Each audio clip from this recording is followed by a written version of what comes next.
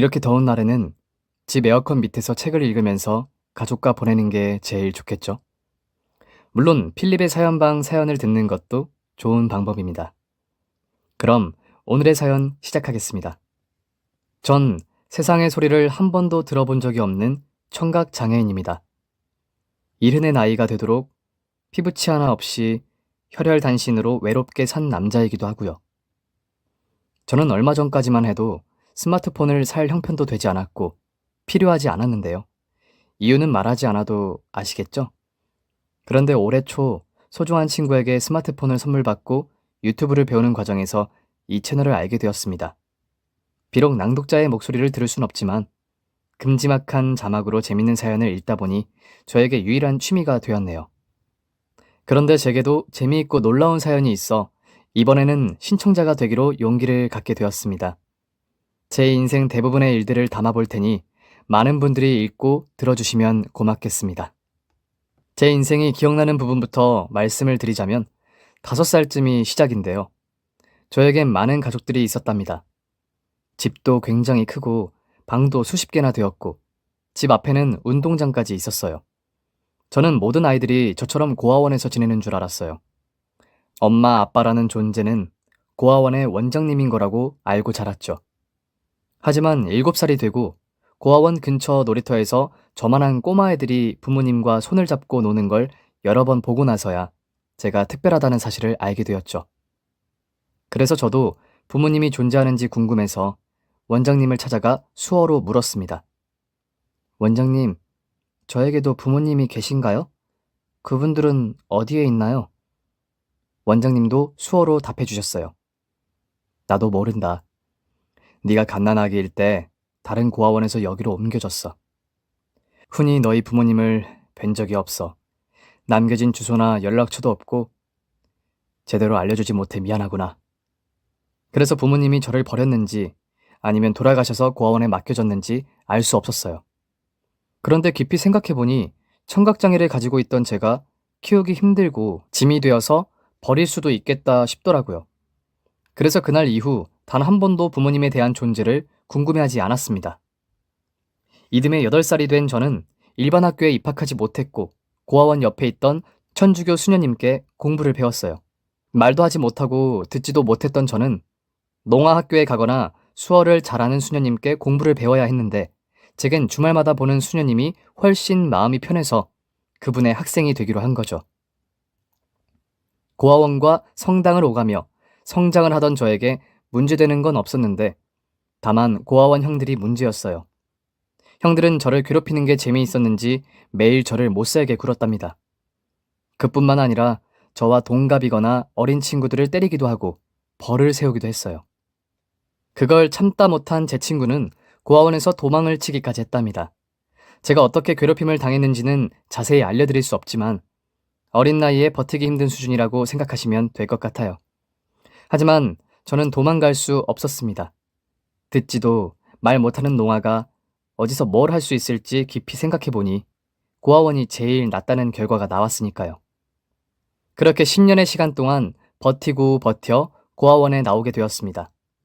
저는 원장님 소개로 자동차 정비소에 취직을 했어요. 첫 사회생활이라 열정적으로 열심히 하려고 했는데 제 마음만 들떴을 뿐 일하는 건 쉽지 않았답니다. 야, 벙어리! 가서 드릴 가지고 와!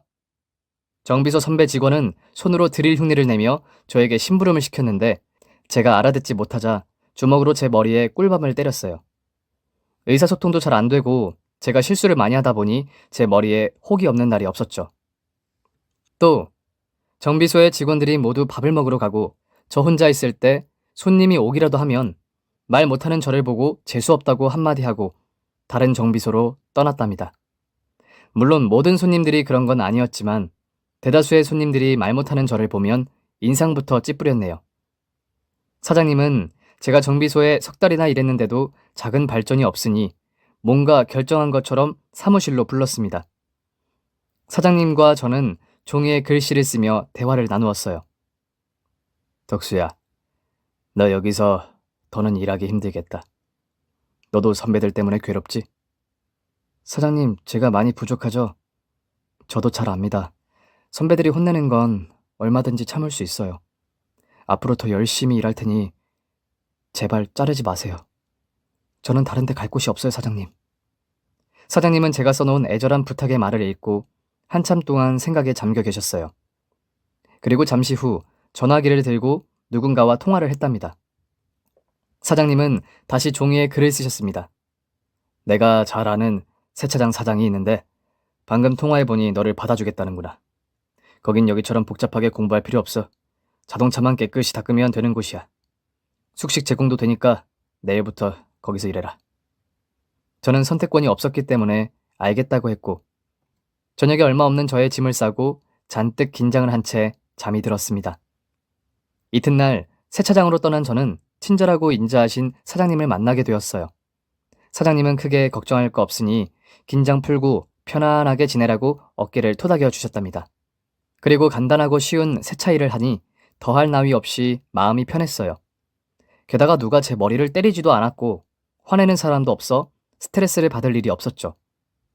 간혹가다 손님이 차에 흠집이 났다고 삿대질을 하며 저를 곤란하게 만들 때도 있었지만 사장님이 중간에서 다 해결해 주셨습니다.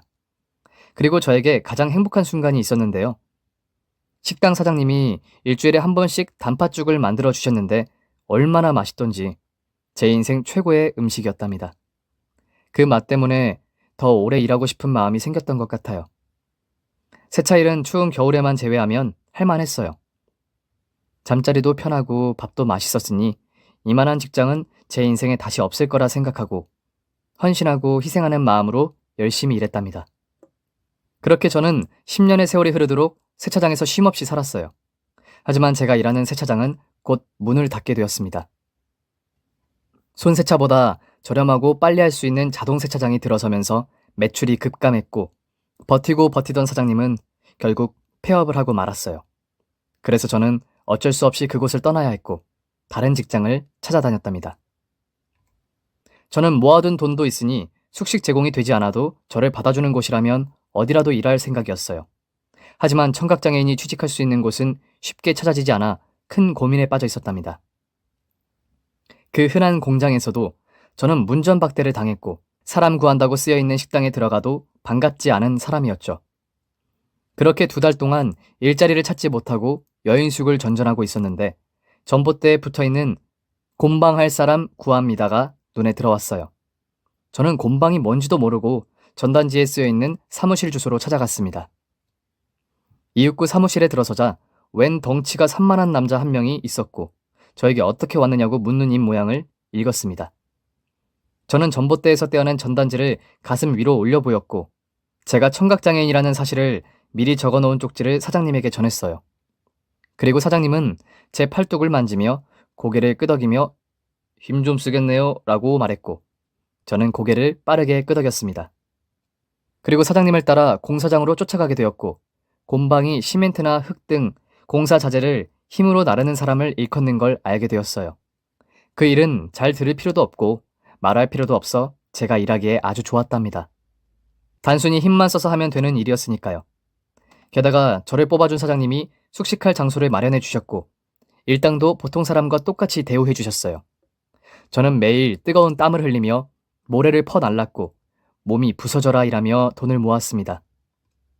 공사장 곰방일은 끊기지 않고 계속 있었어요. 사장님과 전국을 돌며 일했는데 세상 구경도 하고 참 재밌게 지냈던 것 같습니다. 하지만 강산이 한번 바뀌고 제 나이 40이 되자 사장님은 더 이상 힘들어서 곰방일을 못하겠다며 저 혼자서 해보라고 했답니다. 하지만 저는 의사소통이 어려운 사람이기에 자신은 없었어요. 그래도 관두기 전에 해볼 때까지 해보자는 마음으로 공사장 소장들을 찾아가 청각장애를 가지고 있는 사실을 알리고 곰방을 10년이나 한 경력자라고 써놓은 쪽지를 돌리며 일감을 구했고 홀로 서기에 성공하게 되었죠. 그렇게 저는 전국의 공사장을 돌며 빠르게 세월을 보냈습니다.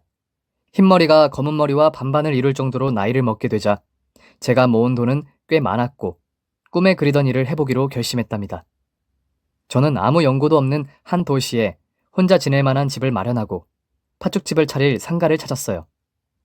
팥죽은 제 인생에 있어 가장 행복한 순간을 주었기 때문에 오래전부터 팥죽 장사의 꿈을 가지고 있었답니다.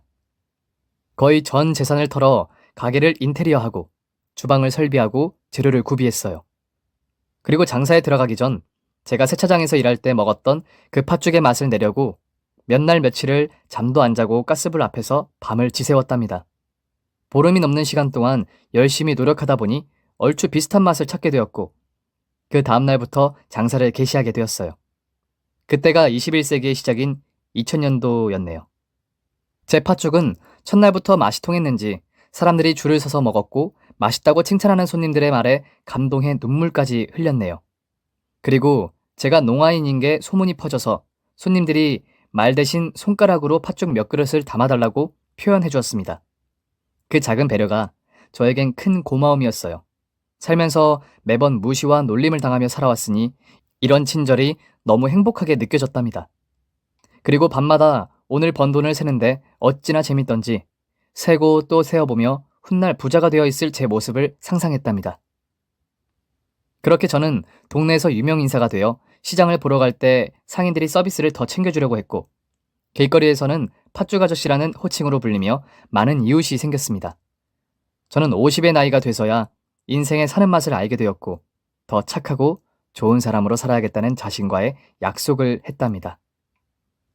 그러던 어느 날 늦은 밤이었어요. 저는 한 명의 손님이라도 더 받으려고 문을 닫지 않았는데 밤 10시쯤 10살 정도로 보이는 남자아이가 팥죽집으로 들어왔답니다. 저는 그 뒤로 가족들이 들어올 줄 알았는데 꼬마 혼자더라고요. 그래서 꼬마에게 가까이 다가가 벽에 붙어있는 메뉴 팥죽을 가리키자 고개를 끄덕였어요. 그런데 꼬마에게서 심한 악취가 났습니다. 옷을 언제 빨아 입었는지 모를 만큼 더러웠고 머리는 언제 감았는지 모를 정도로 비듬이 엄청 많더라고요. 누가 봐도 집 없이 떠도는 꼬마로 보였답니다. 저는 21세기로 들어선 한국에서 배를 굼고 오갈 곳 없는 아이가 있다는 것에 괜히 화가 나더라고요.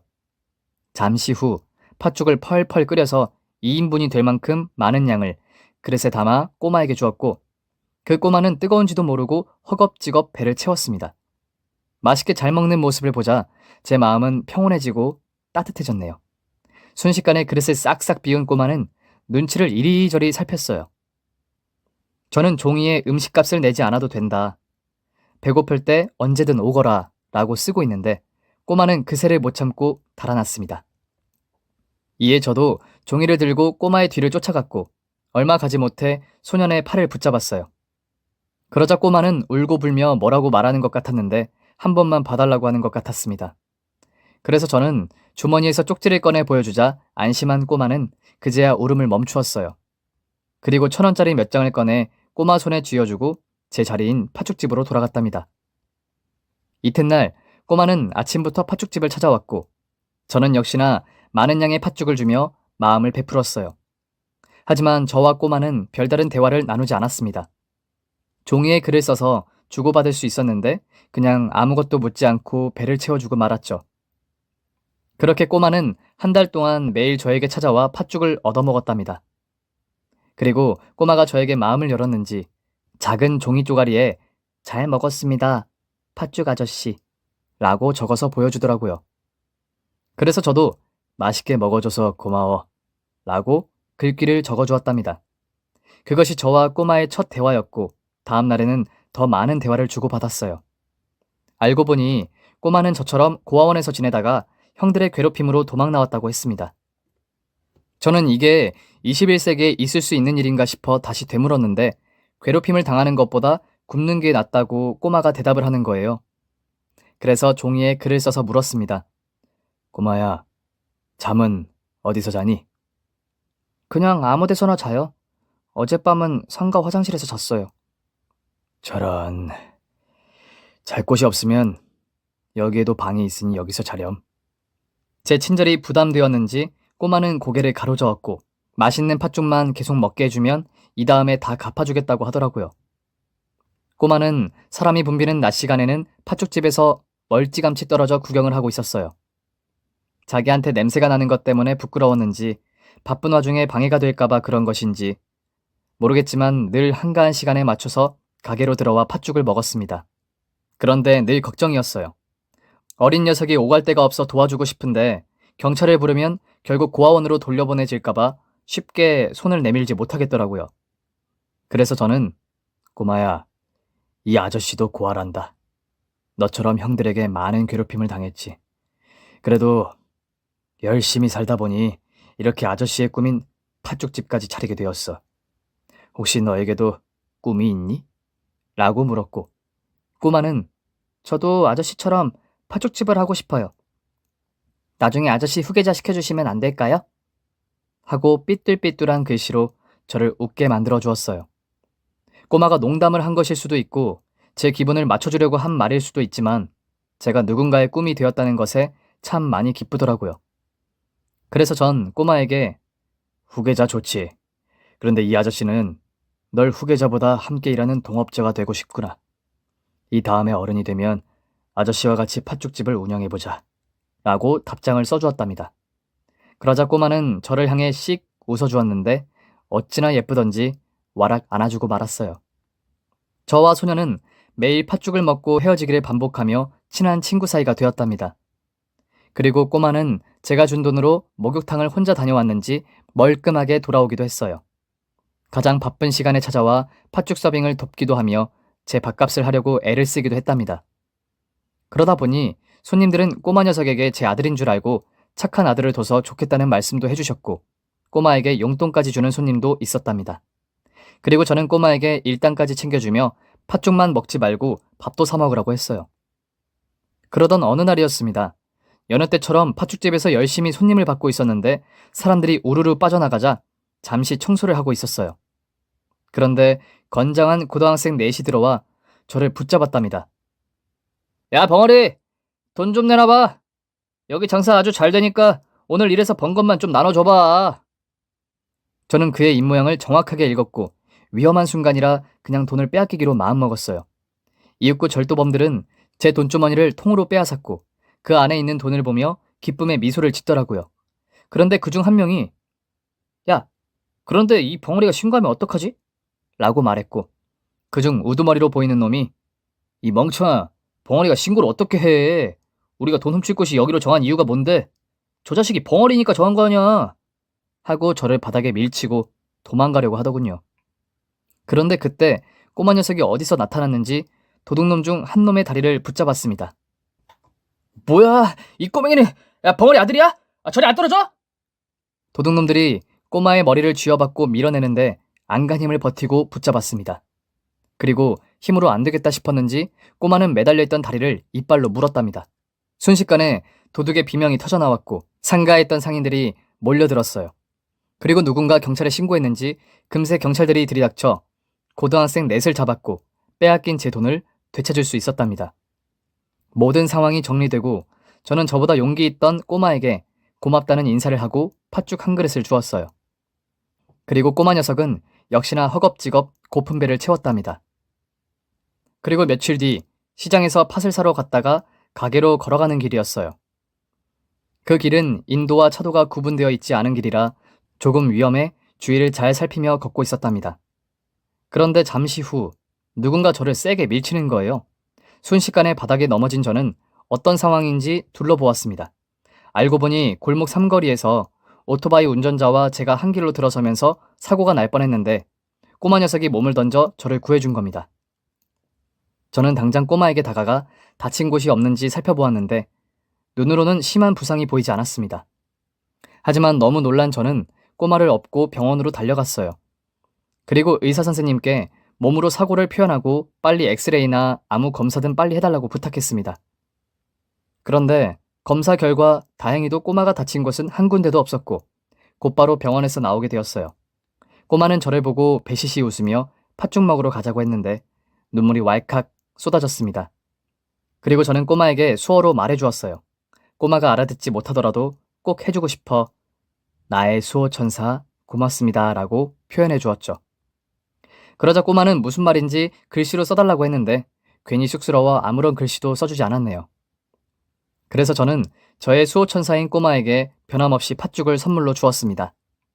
그런데 얼마 뒤부터 꼬마가 보이지 않기 시작했어요.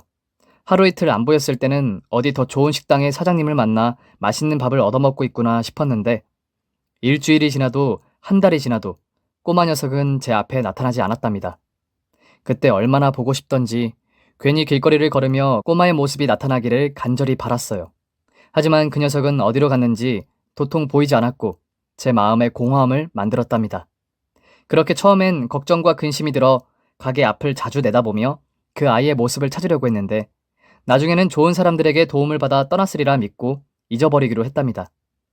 저도 언젠가는 헤어질 거라 예상하고 있었어요.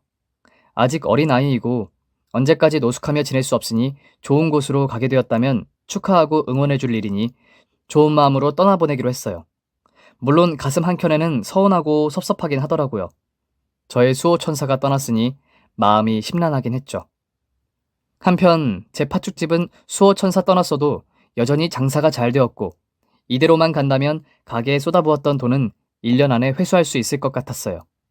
하지만 사람에게는 좋은 일만 일어나는 게 아니더라고요.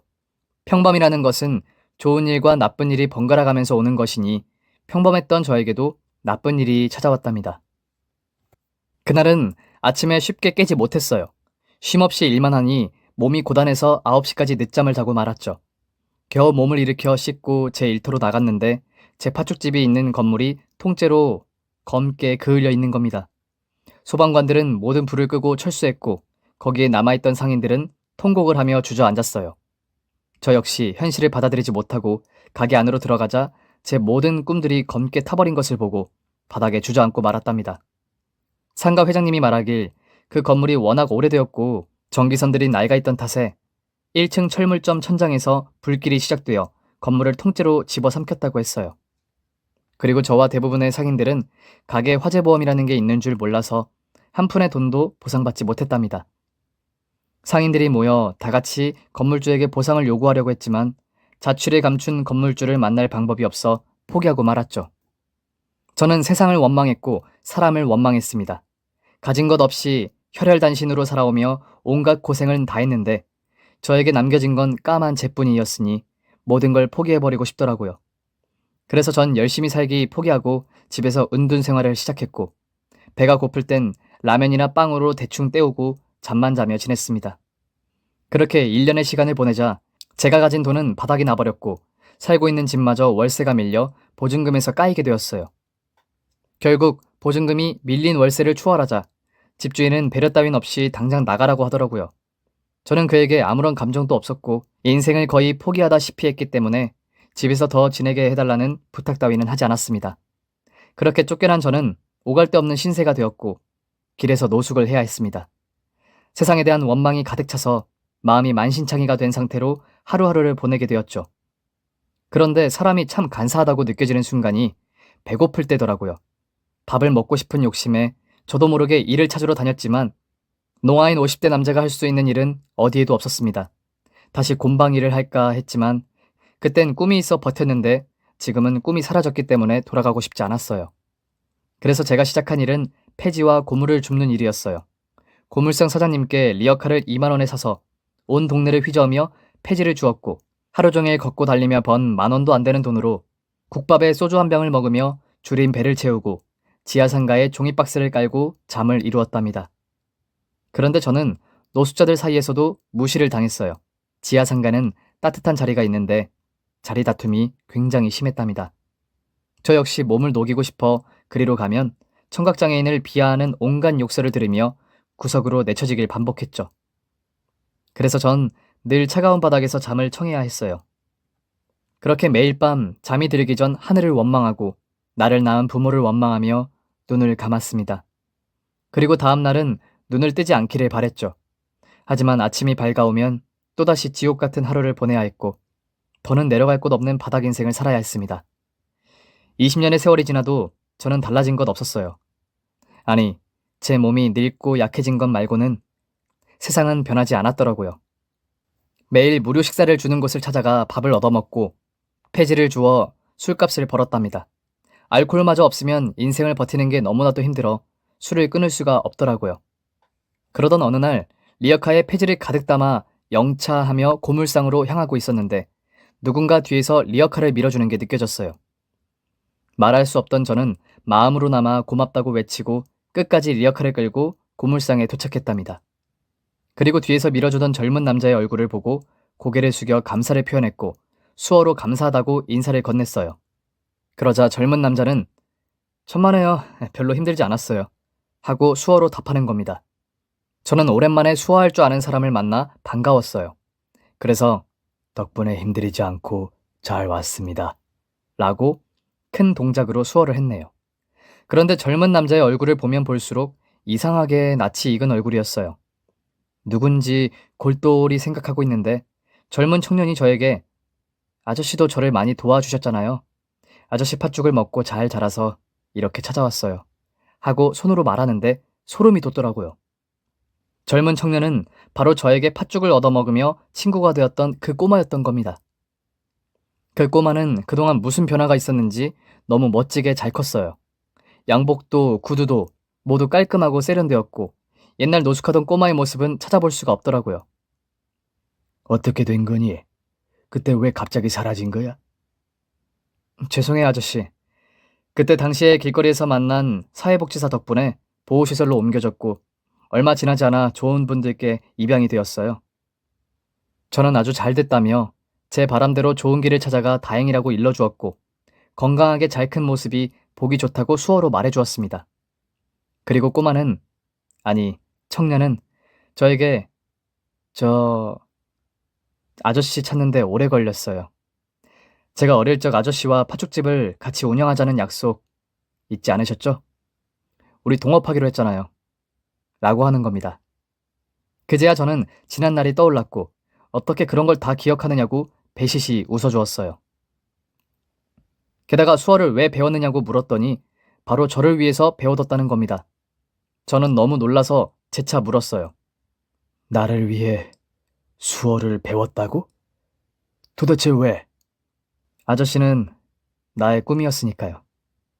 아저씨를 닮고 싶어서 오래전부터 배워왔어요. 보고 싶었어요, 아저씨. 저는 그 말을 듣고 눈물이 쏟아졌고 청년의 품에 안겨 어린아이처럼 울고 말았답니다. 그리고 변명 같지만 제가 이렇게 살게 되기까지 있었던 일을 말하고 바보처럼 살고 있는 나를 보고 큰 실망을 하지 말아달라고 했어요. 유일한 제 친구가 저를 외면하면 너무 슬픈 일이니까요. 하지만 청년은 전혀 실망하지 않았고 지금까지 버텨준 것만으로도 감사하다고 제 손을 어루만주어 주었습니다. 감정이 가라앉자 이제까지 청년의 이름을 모르고 있었다는 걸 깨달았습니다. 우리 통성명 할까? 내 이름은 김덕수란다. 멋진 이름인데요? 제 이름은 박수호입니다. 수호 천사 할 때 수호? 수호는 그렇다고 고개를 끄덕였고 저와 수어로 오랜 대화를 나누며 시간을 보냈어요. 그리고 수호는 저에게 중요하게 할 말이 있다고 전했습니다. 그 말은 가히 충격적이었어요. 아저씨가 저를 후계자 삼는 것보다 동업하는 사이가 되는 게 좋다고 하셨죠? 우리 아저씨 팥죽을 되살려서 같이 일해보는 게 어떻겠어요? 수호를 입양한 부모님이 식품 기업을 운영하는 대표라고 했어요. 얼마 전 수호가 그 기업을 물려받게 되면서 새로운 식품을 기획하는데 제 팥죽을 다시 만들어 팔아보자고 제안하더라고요. 저에겐 너무 큰 기회라 거절할 이유가 없어 수호의 말대로 하기로 했답니다. 또 오갈 데 없던 저에게 편안한 집을 마련해 주었고 그동안 노숙하며 망가진 제 몸을 치료받게 도와주었죠. 그리고 팥죽 맛을 되살리는 데는 그리 많은 시간이 들지 않았고 얼마 뒤에 출시되어 대형마트에 납품이 들어가게 되었답니다. 아직은 몇 달 되지 않아서 매출이 그렇게 크진 않지만 앞으로는 잘 될 것 같아요. 왜냐하면 제가 잃어버렸던 열정도 되찾았고 소중한 친구도 되찾았으니까요. 저는 일흔의 노인이지만 오늘이 제 인생의 첫날이라고 다짐하며 열심히 살아보려 합니다.